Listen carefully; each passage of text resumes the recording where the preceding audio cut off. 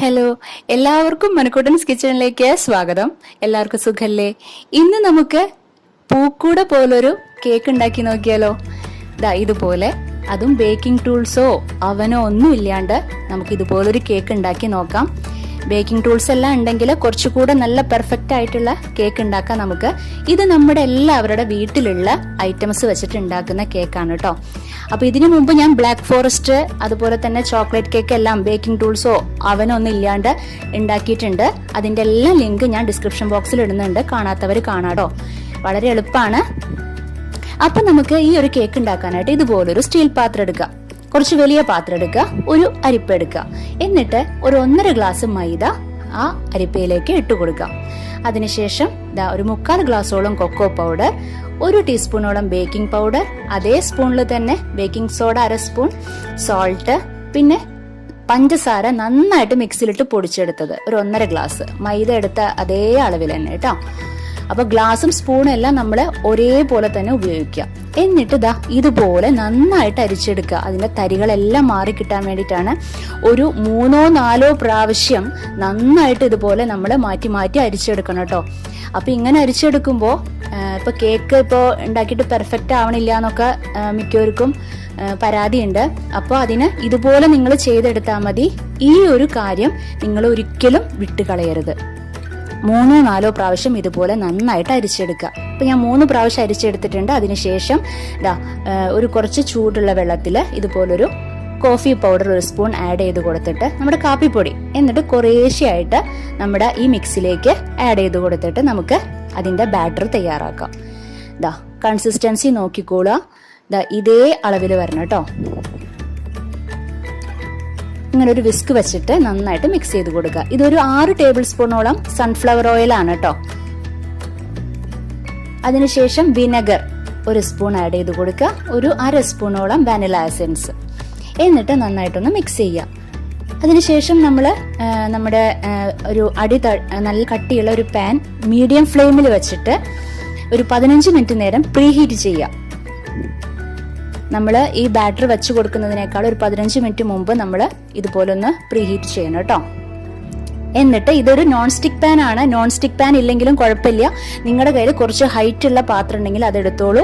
അത് നന്നായിട്ട് butter paper വെച്ചിട്ട് നന്നായിട്ട് ഗ്രീസ് ചെയ്താൽ മതി. സൺഫ്ലവർ ഓയിൽ വെച്ചിട്ട് ഗ്രീസ് ചെയ്തിട്ട് ഈ ബാറ്റർ അതിലേക്ക് ഒഴിച്ചു കൊടുത്താൽ മതി കേട്ടോ. ബട്ടർ പേപ്പർ നമുക്ക് വീട്ടിൽ തന്നെ ഉണ്ടാക്കാം. അതിന്റെ ലിങ്ക് ഞാൻ ഡിസ്ക്രിപ്ഷൻ ബോക്സിൽ ഇടുന്നുണ്ട് കേട്ടോ, കാണാത്തവർ കാണുക. എന്നിട്ട് നന്നായിട്ടൊന്ന് ടാപ്പ് ചെയ്ത് കൊടുക്കുക. ബബിൾസ് ഉണ്ടെങ്കിൽ പോവാനായിട്ടാണ് തട്ടി കൊടുക്കുക. അതിനുശേഷം ഒരു 40 മിനിറ്റ് മീഡിയം ഫ്ലെയിമിൽ തന്നെ നമുക്ക് ബേക്ക് ചെയ്തെടുക്കാം. 40 മിനിറ്റിന് ശേഷം മാത്രം തുറന്നു നോക്കുക. അത് വെന്തോ എന്നറിയാനായിട്ട് ഇതുപോലൊരു സ്റ്റിക്ക് വെച്ചിട്ട് നമുക്കൊന്ന് കുത്തി നോക്കാം. നമ്മുടെ കയ്യിൽ ഒന്നും ഒട്ടിപ്പിടിക്കണില്ല എന്നുണ്ടെങ്കിൽ അത് വെന്തിട്ടുണ്ട് എന്നാണ് അർത്ഥം. ഇതിപ്പോൾ നന്നായിട്ട് വെന്തിട്ടുണ്ട്. ചൂടാറിയതിനു ശേഷം നമുക്ക് അത് എടുത്ത് നോക്കാം. നന്നായിട്ട് കിട്ടിയിട്ടുണ്ട്. നോൺ സ്റ്റിക് പാൻ ആയതിന്റെ പേരിൽ എനിക്ക് ബട്ടർ പേപ്പറിന്റെ ആവശ്യമില്ല. ഇനി നമുക്കതൊരു ലെയർ ആക്കണം അല്ലേ? അതിന് വേണ്ടിയിട്ട് ഒരു അടയാളം വെച്ചിട്ട് ഇതുപോലെ നൂല് കൊണ്ട് ഇതേപോലെ ആ അടയാളത്തിൽ തന്നെ റൗണ്ട് ആക്കി കറക്റ്റ് ആയിട്ട് എടുത്തിട്ട് നമ്മുടെ സാധാരണ തയ്ക്കണ നൂലുണ്ടല്ലോ അതെടുത്തിട്ട് ഇതുപോലെ പതുക്കെ പതുക്കെ ഇത് ശ്രദ്ധിക്കുക, പതുക്കെ പതുക്കെ ഇതുപോലെ വലിച്ചെടുക്കാം. അപ്പോൾ നമ്മുടെ കത്തിയെല്ലാം വെച്ച് മുറിക്കാനായിട്ട് കുറച്ച് ബുദ്ധിമുട്ടായിരിക്കും. ഇപ്പൊ ഞാൻ ലെയർ ആക്കി എടുത്തിട്ടുണ്ട്. ഇത് ഒരു ബൗളാണ്, ബൗളും വിസ്കും ആണ്. നമുക്ക് വിപ്പിംഗ് ക്രീം നന്നായിട്ട് വിപ്പ് ചെയ്തെടുക്കണം. അത് 2 മണിക്കൂർ നമ്മൾ ഫ്രീസറിൽ വെച്ചിട്ട് തണുപ്പിച്ചിട്ട് വേണം ആ ബൗളും വിസ്കും എടുക്കാനായിട്ട്. വിപ്പിംഗ് ക്രീം ഒരിക്കലും ഫ്രീസറിൽ വെക്കരുത് കേട്ടോ. അത് താഴെ വെക്കുക, നമ്മൾ ഉപയോഗിക്കുന്നതിനേക്കാൾ ഒരു ദിവസം മുന്നേ. എന്നിട്ട് നമുക്ക് അതിലേക്ക് ഫ്ലേവർ ഇഷ്ടമുള്ളത് ചേർക്കുക. ഇതിൽ ഞാൻ ചോക്ലേറ്റ് മെൽറ്റ് ചെയ്തതാണ് ചേർക്കുന്നത് കേട്ടോ. വിപ്പിംഗ് ക്രീം നമുക്ക് വീട്ടിൽ തന്നെ ഉണ്ടാക്കാം. അതിന്റെ ലിങ്ക് ഞാൻ ഡിസ്ക്രിപ്ഷൻ ബോക്സിൽ ഇടുന്നുണ്ട്.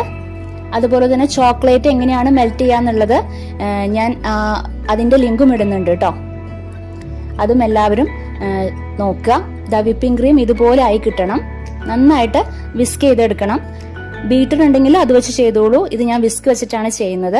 ഇനി നമുക്ക് ഷുഗർ സിറപ്പ് ഉണ്ടാക്കണം. അതിന് വേണ്ടിയിട്ട് ഒരു ഗ്ലാസ് ചൂടുള്ള വെള്ളത്തിൽ ഒരു 3 ടേബിൾ സ്പൂണോളം പഞ്ചസാര വെച്ചിട്ട് നന്നായിട്ട് മിക്സ് ചെയ്തെടുക്കുക. ഇനി നമുക്ക് ഫ്ലവർ ഉണ്ടാക്കാനായിട്ട് നമുക്ക് ഇഷ്ടമുള്ള ഇതുപോലെ ഞാനൊരു ഓറഞ്ച് കളറിലാണ് ബിസ്ക്കറ്റ് എടുത്തിരിക്കുന്നത്. അത് നന്നായിട്ട് ക്രീമോടുകൂടെ നന്നായിട്ടൊന്ന് പൊടിച്ചെടുക്കാം. പൊടിച്ചെടുത്തിട്ടുണ്ട്. ഞാൻ ആ ബിസ്ക്കറ്റ് ഫുള്ള് പൊടിച്ചെടുക്കുകയാണ് കേട്ടോ. ക്രീമോട് കൂടി തന്നെ പൊടിച്ചെടുക്കുകയാണ്. ഫുൾ പൊടിച്ചെടുത്തിട്ടുണ്ട്. അതിനുശേഷം കുറേശ്ശെ പാല് ആഡ് ചെയ്ത് കൊടുത്തിട്ട് നമുക്ക് നല്ല സോഫ്റ്റ് ആയിട്ടുള്ള ഒരു മാവായിട്ട് കുഴച്ചെടുക്കാം. നമുക്ക് ഒരുപാട് പാൽ ഒഴിച്ചു കൊടുക്കരുത്, കുറേശ്ശായിട്ട് ഒഴിച്ചു കൊടുക്കുക. അതിനുശേഷം കയ്യിൽ ഓയിൽ അപ്ലൈ ചെയ്തതിന് ശേഷം ഇതുപോലെ കുറച്ചായിട്ട് ഉരുളകളാക്കി എടുത്തിട്ട് ഇതുപോലെ നമുക്ക് ഫ്ലവർ ഉണ്ടാക്കുന്നതിന് വേണ്ടിയിട്ടാണ് ഇതുപോലെ ഒന്ന് റൗണ്ട് ആക്കി എടുക്കുക. എന്നിട്ട് ഇതുപോലെ ഒന്ന് പരത്തി കൊടുക്കാം. ചെറുതോ വലുതോ നിങ്ങൾക്ക് എടുക്കാം കേട്ടോ. ഇതുപോലെ ചെയ്തെടുക്കുക. എന്നിട്ട് ഇങ്ങനെ മീതെ വെച്ചിട്ട് ഇതുപോലെ ഒന്ന് റൗണ്ട് ആക്കി എടുക്കാം. നമുക്ക് പതുക്കെ റൗണ്ട് ആക്കി എടുക്കാം.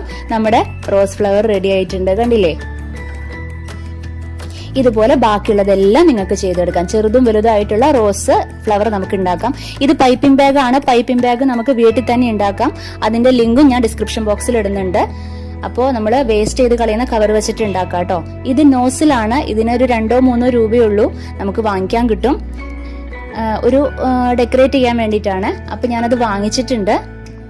അത് ഞാൻ ഇതിന്റെ ഉള്ളിൽ വെച്ചു കൊടുക്കാണ്.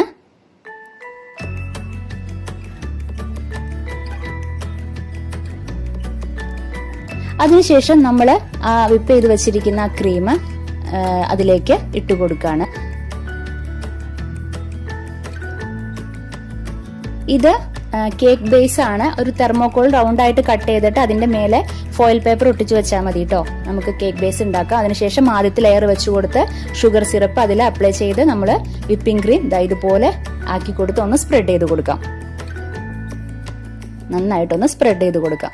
വിപ്പിംഗ് ക്രീം നന്നായിട്ട് വിപ്പ് ചെയ്തെടുക്കണം കേട്ടോ, അത് പ്രത്യേകം ശ്രദ്ധിക്കുക. അതിനുശേഷം അടുത്ത ലെയർ നമ്മൾ വെച്ചു കൊടുക്കുകയാണ്. അതിന്റെ മേലെ നമ്മൾ ഷുഗർ സിറപ്പ് അപ്ലൈ ചെയ്ത് കൊടുക്കുകയാണ്. ഒന്നും കൂടെ സോഫ്റ്റ് ആവാൻ വേണ്ടിയിട്ടാണ് കേട്ടോ ഷുഗർ സിറപ്പ് അപ്ലൈ ചെയ്യുന്നത്. ശേഷം വിപ്പിംഗ് ക്രീം സ്പൂൺ വെച്ച് തന്നെ നമുക്ക് നന്നായിട്ടൊന്ന് സെറ്റ് ചെയ്തെടുക്കാം. എല്ലാ ഭാഗത്തേക്കും നന്നായിട്ടൊന്ന് അപ്ലൈ ചെയ്ത് കൊടുക്കാം.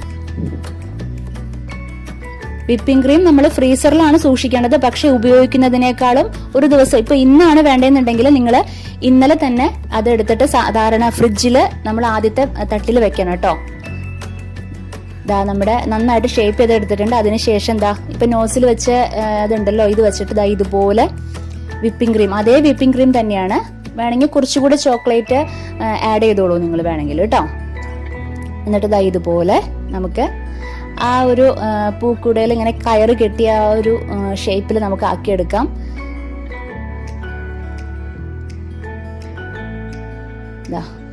ഇതുപോലെ പതുക്കെ ചെയ്തു കൊടുക്കുക.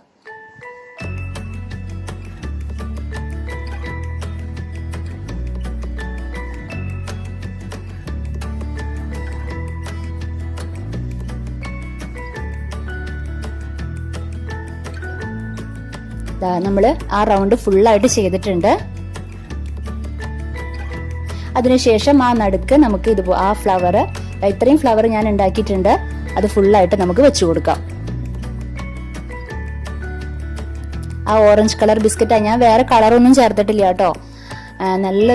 നല്ലൊരു ഭംഗിയിൽ കിട്ടിയിട്ടുണ്ട് നമുക്ക്. നിങ്ങൾക്ക് ഇഷ്ടമുള്ള കളർ ബിസ്ക്കറ്റ് എടുക്കാം കേട്ടോ. അപ്പൊ നമ്മുടെ പൂക്കൂട പോലുള്ള കേക്ക് റെഡി ആയിട്ടുണ്ട്. നമുക്ക് കട്ട് ചെയ്ത് നോക്കാം. നല്ല സോഫ്റ്റ് ആണ്, നല്ല ടേസ്റ്റ് ആണ് കഴിക്കാനായിട്ട്. നമുക്ക് അത്യാവശ്യം വീട്ടിലൊക്കെ നമുക്ക് ഉണ്ടാക്കാം. ഇതൊരിക്കലും പ്രൊഫഷണൽ ആയിട്ട് ഉണ്ടാക്കുന്നതല്ല കേട്ടോ. നമുക്ക് അത്യാവശ്യത്തിന് വീട്ടിൽ കുട്ടികൾക്കൊക്കെ ഉണ്ടാക്കാൻ പറ്റുന്നതാണ്.